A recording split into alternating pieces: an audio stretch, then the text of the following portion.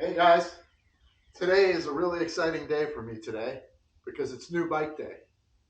Before I share the details of this beauty, I wanted to give you a little background into my decision. So, on my right hand side here is my 2022 KTM 300 XCW. It's been a great time on this bike.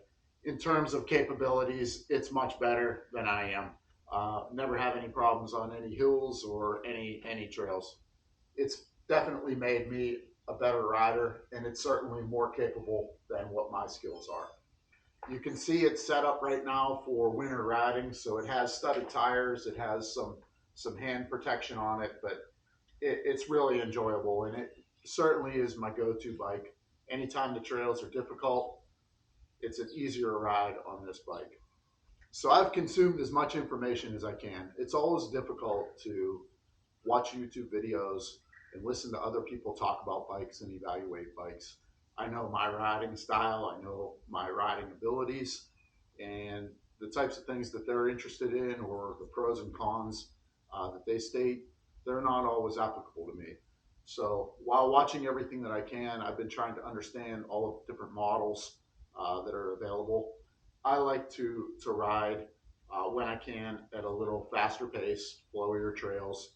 We do ride hard stuff in certain parts of the trails that we ride. A lot of rocks at Mountain Ridge, for instance, some rock hill climbs, a lot of choppy type trails, but there's also a lot of flowy trails that I really like. So, in considering a different bike, I also considered that I have this 300 XCF back here, factory edition, that's 2023. And the thing that I like about riding it versus this bike is I could ride a little faster. I could hit uh, jumps maybe a little more. I can bounce off of rocks a little differently with maybe a little bit more confidence in the front forks. So it was important to me to look for a bike that maybe allowed me a little bit of a faster paced, a little more aggressive style of riding, while not giving up too many of the characteristics of this bike. So, without further ado, I'm ready to unveil. So, this is my new bike, guys. It's a 2024 Beta 300 Race Ready Factory Edition. So, brand new this week. I just got it on Thursday. Today is Sunday. I've been spending some time putting some parts on it that I wanted to have. So, some things that I liked about this bike. Number one, it's carbureted. I didn't mind the TPI bike. Actually, I loved it. Very low maintenance, just start and stop, and the jetting uh, in the ECU, it just changes automatically. This bike, maybe a little more work down the line. It's carbureted. I think I'm going to experience a more snappier throttle feel, particularly on the bottom. This bike has a Cooper ECU in it, which is awesome.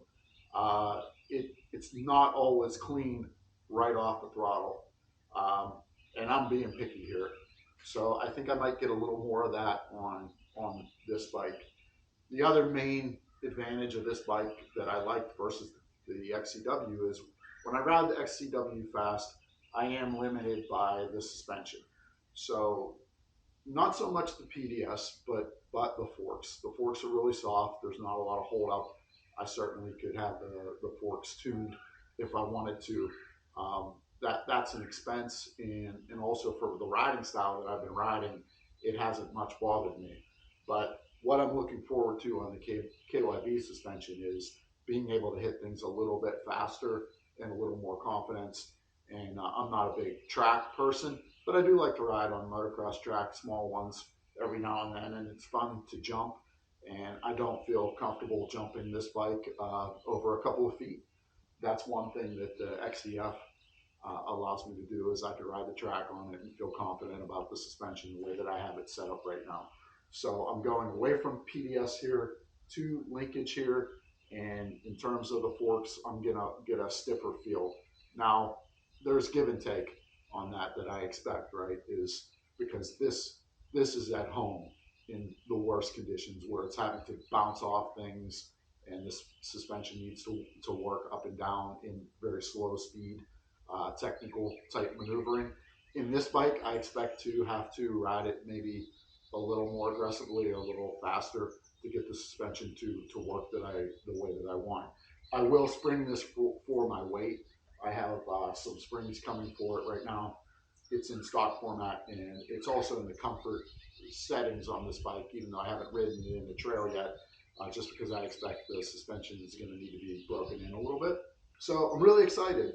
I'm looking forward to trying out a beta. You can see in this garage there's a lot of orange. I love the KTM's. They're everything they're cracked up to be. They're very high quality. They don't break down. They can take everything you throw at them. If you watch our videos every week. I mean, we're in a lot of mud, and the bikes are being dragged down hills, and through different things, and they just hold up. I'm honestly a little nervous about switching brands to a beta. I've heard that the plastic is a little weaker than the KTM's, and I know that we're constantly throwing our bikes onto the ground unintentionally.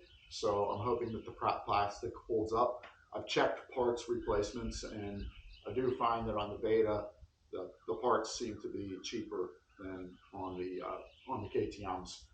Especially if you're trying to replace it back to factory or OEM. I can get a set of plastics and decals a lot cheaper on this bike than I can on the KTM's. But also they are decals, and whereas the KTM's, the graphics are printed onto the plastic, so I expect that they're more durable.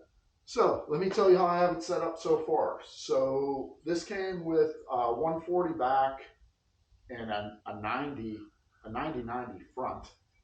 Those were dot tires, Maxxis. To me, they're not useful.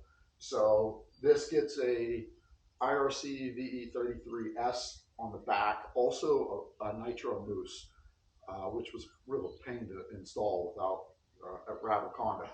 But anyways, it gets a Nitro Moose in the back, and I went with a 10 to 12. So I got the Platinum Moose in the back because this bike has a plushie on the back, and it just, when I sit on it, it's you can tell it almost looks like it's flat or flattening. It's an awesome tire. I run the same VE33S on this bike. Normally it's in winter mode right now, but that tire is great with that plushy Moose. But this I expect to ride maybe a little faster paced, and I wanted something that I could switch off some of the more harder technical trails and still feel like I get good support from the tire. So hopefully that's going to give me the traction that I'm looking for, as well as the faster paced riding that I'm looking for. This tire is not the tire that I wanted. It's an M59 on the front. What I like to have is an X31 Bridgestone. They were just out of it, and I wanted a tire right away. So I put that M59 on the front. I'll probably swap it out with the X31 that I like. If I don't like this, honestly, I have to kind of see how it goes in the trails. This right now has a tube in the front. I run tubeless in the front on this bike. It's a little more maintenance. I think I'll go to a Moose in the front on this, probably a Platinum. Similarly, I'm going to see how that back one feels. If I don't run a Moose, I'll probably run a tube because I usually don't have trouble with that. And my XCF over there has the original tube in it, and it's 50 hours, so no issues. That XCF actually has the X31 tire in the VE33S. I run the same tire on all the bikes pretty much.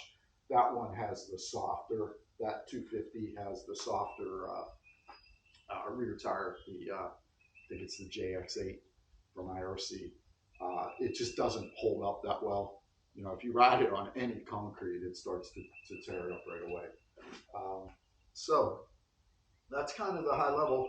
I haven't ridden it yet, but I am going to. So I live in Pittsburgh, and it's 60 degrees, going to be 60 degrees today. We've had lots of rain, so I didn't take this bike out yesterday, Saturday. I took my KTM out, and she was really happy about it because it was very dirty and sloppy, and the studs made a big difference.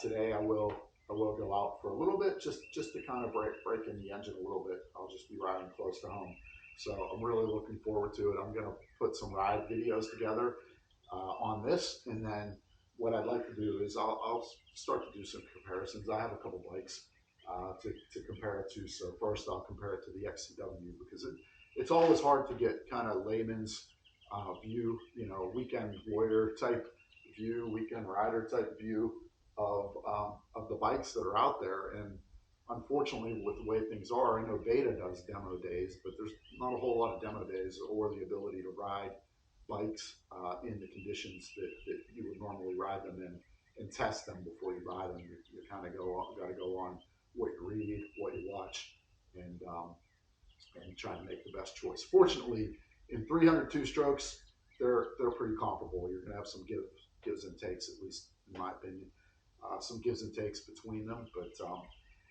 I really think with what's in the market right now, you really can't go wrong.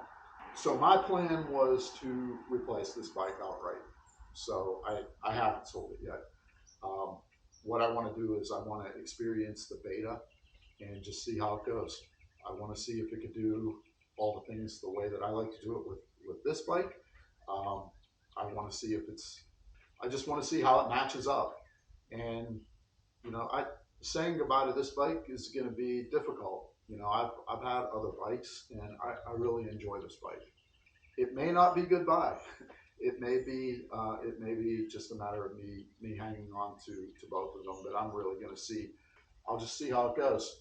I'm really looking forward to Beta. As nervous as I am about the quality, I don't have anything to go on except really just what I hear. I know they had some electrical issues at one point. I know, what they say about the plastic, but I'm looking forward to it. It's going to be exciting. So look for me. I'll be posting videos of the race edition soon. So for now, so long, and see you on the trails.